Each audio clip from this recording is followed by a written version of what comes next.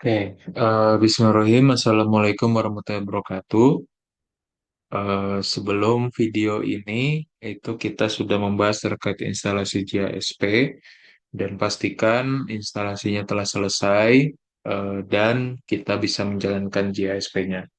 Nah, buat JASP yang belum muncul di desktop, rekan-rekan harus buat shortcut-nya dulu supaya nanti bisa lebih memudahkan untuk menggunakan aplikasi JASP-nya.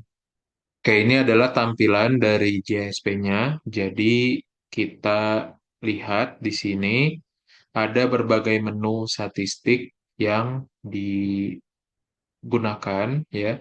Kalau misalkan ada yang belum keluar, ini bisa kita checklist di bagian plus ya. Tapi saya rasa untuk menu-menu dasar itu sudah ada semuanya. Oke, kemudian kalau misalkan kita cermati, menunya ini masih abu-abu ya, artinya tidak bisa digunakan. Jadi untuk GISP ini bisa digunakan kalau misalkan datanya itu sudah kita masukkan ke GISP. Nah, di sini ada klik open. Sebetulnya di sini ada data library yang kepunyaan GISP.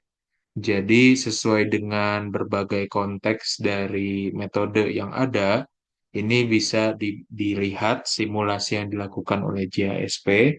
Nah, cuma mungkin sekarang kita coba gunakan untuk data yang kemarin kita bahas ya.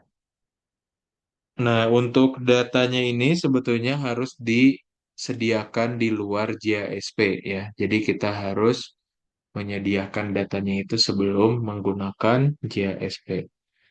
Nah, untuk memunculkan datanya itu klik open, kemudian komputer, di sini kita bisa browse ya. Nanti cari folder data yang tempat penyimpanan datanya. Nah, sekarang di sini kita lihat untuk dataset yang bisa dipanggil di JASP itu terkait dengan Excel adalah ekstensi CSV ya. Sedangkan beberapa komputer atau beberapa laptop itu ekstensi dari Excel-nya adalah XLS. Jadi kita harus mengganti ekstensinya. Misalkan ini adalah data di pertemuan ketiga, kita save as, ganti type-nya menjadi CSV, delimited, kemudian di save.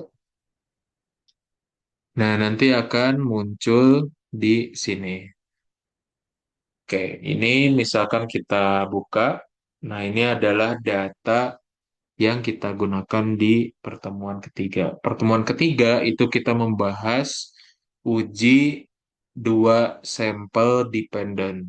Ya, di sini kasusnya adalah terkait berat badan ketika sebelum dilakukan program diet dan setelah atau sesudah program diet. Nah, di sini untuk menjalankan ujinya, kita menggunakan menu tes. Di sini kalau misalkan kita soroti adalah evaluasi perbedaan antara dua rata-rata, ya, sebagaimana yang konsep dari uji dua sampel atau dua kelompok yang kita ujikan adalah perbedaan rata-rata. Nah, karena ini adalah terkait dengan dua sampel dependent, kita gunakan menu pair sample t-test yang ada di classical.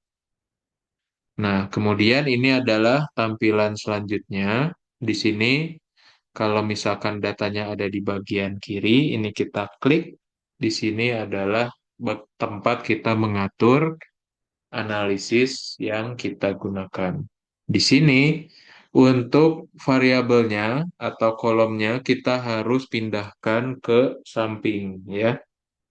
Oke, sebelum itu kita harus cek di sini adalah terkait skalanya ya. Nah, di sini skalanya kita bisa cek dengan klik dua kali. Kemudian karena ini berat badan yang termasuk ke dalam skala rasio, ini kita ganti dengan scale. Begitupun untuk yang sesudah. Oke. Oke, kemudian di sini kita masukkan dua-duanya ke samping. Oke, uji T sampel untuk dua sampel dependen sebetulnya ada dua jenis ya. Ada jenis yang pertama adalah test student yang kita simulasikan di kelas. Kemudian ada juga Wilcoxon. Nah, Wilcoxon ini digunakan ketika datanya itu tidak berdistribusi normal. Oke, nanti akan kita cek apakah dia terdistribusi normal atau tidak. Kemudian, nah di sini ada alternatif hipotesis ya. Alternatif hipotesis ini sesuai dengan konteks yang kita tuju. Misalkan di sini konteksnya adalah yang sesudah itu harus lebih kecil dari sebelum.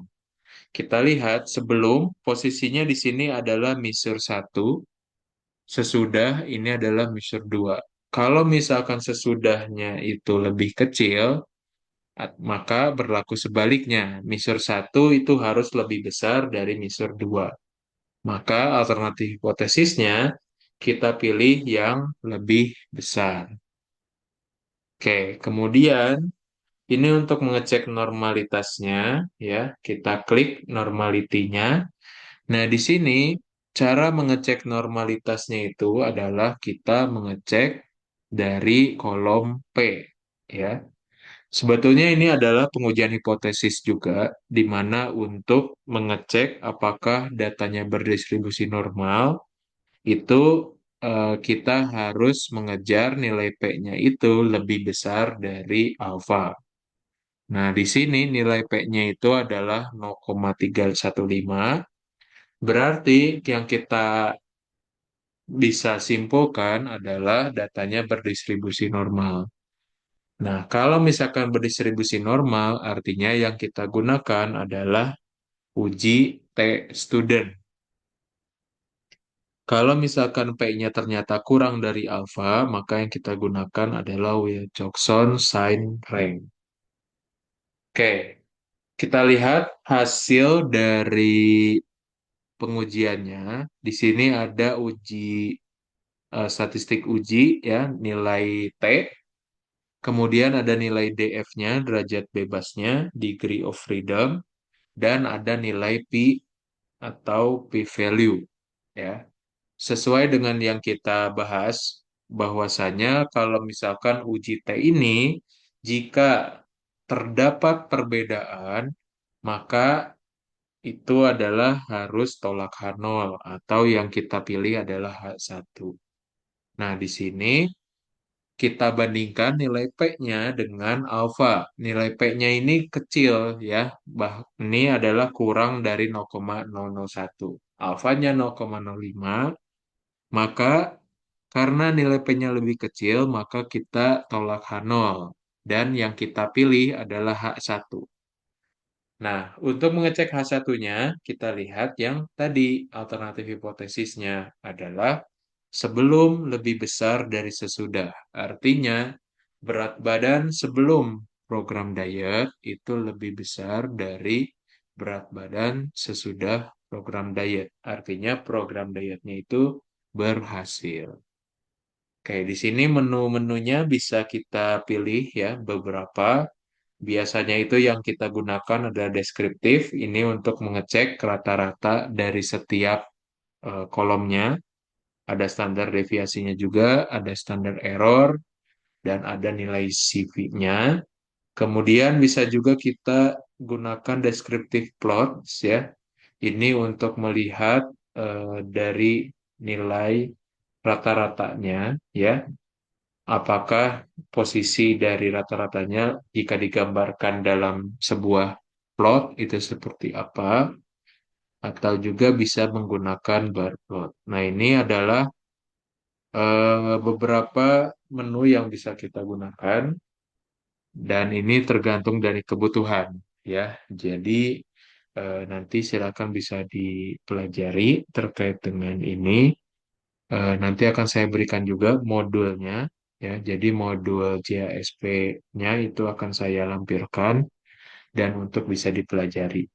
Nah, nanti silakan bisa rekan-rekan coba untuk yang data di pertemuan 4 dan 5. Ya, pertemuan 4 itu terkait dengan dua sampel independen. Menunya ada di independent sample t-test. Kalau misalkan yang pertemuan kelima adalah Kak sampel dependent, itu ada di menu ANOVA.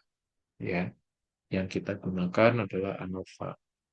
Mungkin itu terkait dengan simulasi dari JASP. Nanti kalau misalkan ada yang ingin kita diskusikan, ada yang perlu ditanyakan, silakan bisa bertanya ya di waktu yang di kesempatan lain.